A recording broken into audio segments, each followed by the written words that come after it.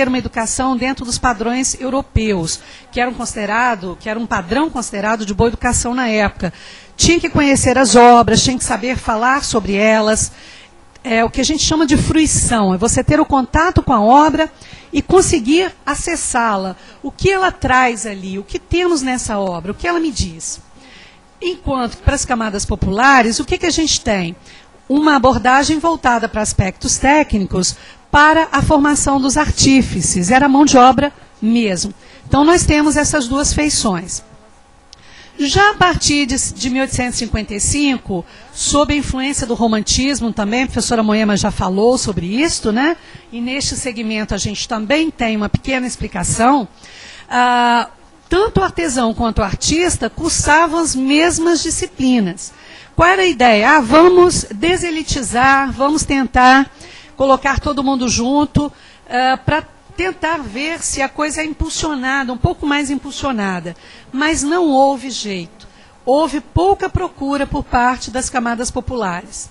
Tá? Talvez até pelo próprio ambiente, por conviverem lado a lado com pessoas da elite, eles não tenham conseguido se sentir à vontade, também não tenham sido tão valorizados assim.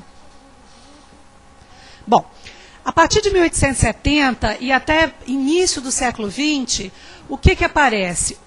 Introdução do ensino obrigatório do desenho geométrico, mais técnico. Pessoas da minha idade, né, e alguns de vocês devem ter também a minha idade, um pouco menos, passaram por isso. O que era esse desenho geométrico aí?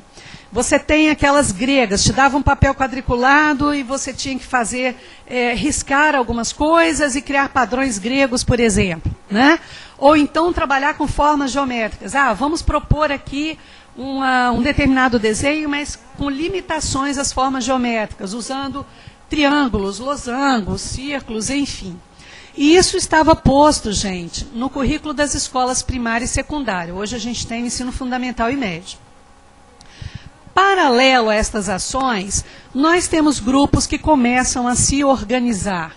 Geralmente, as pessoas envolvidas com educação não eram necessariamente pessoas com formação para professores, em princípio.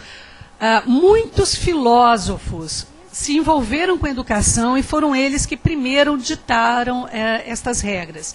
E aí eu coloquei dois grupos que nesse momento, né, do século XIX e ainda início do século XX, estavam muito atuantes no ensino do Brasil, não apenas no ensino da arte, porque lembrando que este ensino da arte faz parte de um contexto maior.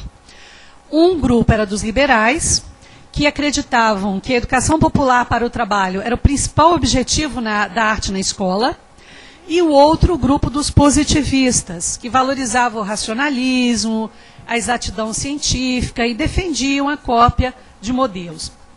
Para vocês terem uma ideia, os positivistas estão presentes também na bandeira brasileira. Né? O Ordem e Progresso aí, para quem já leu alguma coisa, sabe que está vinculado a essa corrente filosófica. Não precisam ficar assustados. Algumas coisas que eu vou falar hoje, como as tendências pedagógicas, por exemplo, vão ser aprofundadas naquelas disciplinas específicas de caráter didático-pedagógico. Tá? A gente vai traçar um panorama aqui para apresentar como esse ensino se dava, porque ele fazia parte de um contexto que nós chamamos aqui de universo pedagógico. Bom, voltando então ao início do século XX, né? A gente está falando de fins do século XIX e início do século XX. As diretrizes liberais permanecem para a orientação no ensino da arte. Que diretrizes são essas? Que orientações são estas? A escola prepara os indivíduos para o desempenho de papéis de acordo com a aptidão individual de cada um, enfatizando o aspecto cultural e, é claro, deixando de lado a realidade brasileira. Por quê? Eles têm padrões. Esses padrões, quando a gente fala em aptidões individuais, mas não é só o que o indivíduo quer, mas sim o que o Estado precisa, o que a comunidade precisa. Então, a aptidão individual ela é moldada também a partir da necessidade do coletivo e não levando em consideração necessariamente as diferenças sociais, as necessidades de cada um desses segmentos sociais. Falando um pouco agora, né, antes da gente voltar ao nosso trajeto pela história do ensino da arte no Brasil, nós vamos falar um pouco, é um pouco mesmo, sobre essas tendências pedagógicas que estiveram ou estão presentes ainda hoje na história do ensino da arte no nosso país. Isso vai ajudar vocês a entender do que trata cada uma delas. Lembrando que elas serão abordadas novamente em disciplinas mais para o final do curso, do meio para o final, né, antes de vocês entrarem efetivamente nas chamadas práticas nos estágios supervisionados curriculares.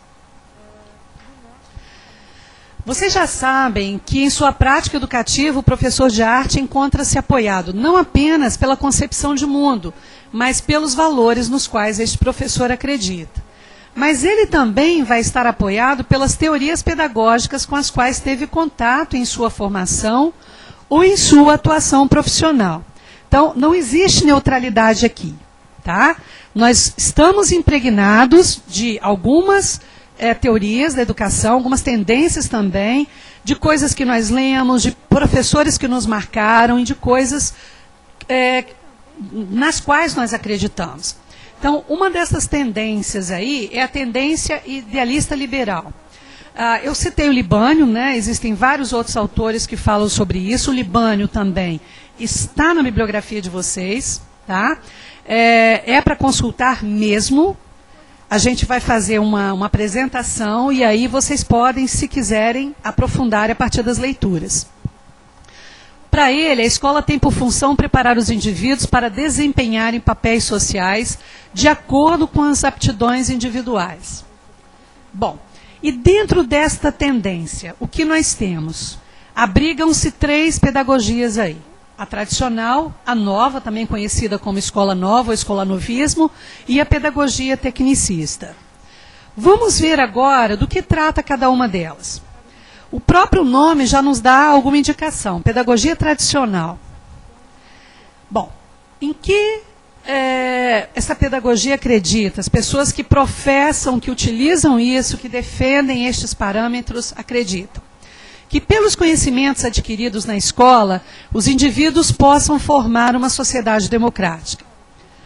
Só que há um porém.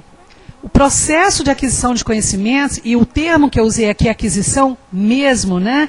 É aquisição por um lado e transmissão pelo outro. O professor transmite, o aluno lá do outro lado adquire. É uma via de mão única, no caso. E esse processo de aquisição de conhecimentos é chamado de bancário, como se o aluno fosse um lugar para depositar informações. E no ensino da arte, o que a gente vê? Cópia de modelos impostos pelo professor, né? Repetição de modelos e de conteúdos, ele visa apenas aperfeiçoar o desenho, mas do ponto de vista técnico e de quebra, preparando para as atividades laborativas. Então a gente tem todo um direcionamento aí de formação de mão de obra, né, do ensino para o trabalho. E a escola nova, ou escola novismo, também conhecida como pedagogia nova. Ela se origina na Europa e nos Estados Unidos, no final do século XIX, olha só. E ela começa a se manifestar aqui na terceira década do nosso século XX. Tem uma figura que é super importante em vários aspectos, que é o John Dewey, que era um filósofo norte-americano. As ideias deste filósofo vão influenciar esta pedagogia, e ele vai estar muito próximo a algumas questões do ensino da arte, tá? Porque ele acaba enveredando também por questões muito específicas no ensino da arte. Então, é uma pessoa que, para nós, da área, é muito cara, né? Ele não entra apenas de um ponto de vista mais geral, ele vai também ao específico. Bom, como se dá, então, o processo de ensino e aprendizagem sob esta ótica? O professor orienta esse processo e considera como processo mesmo.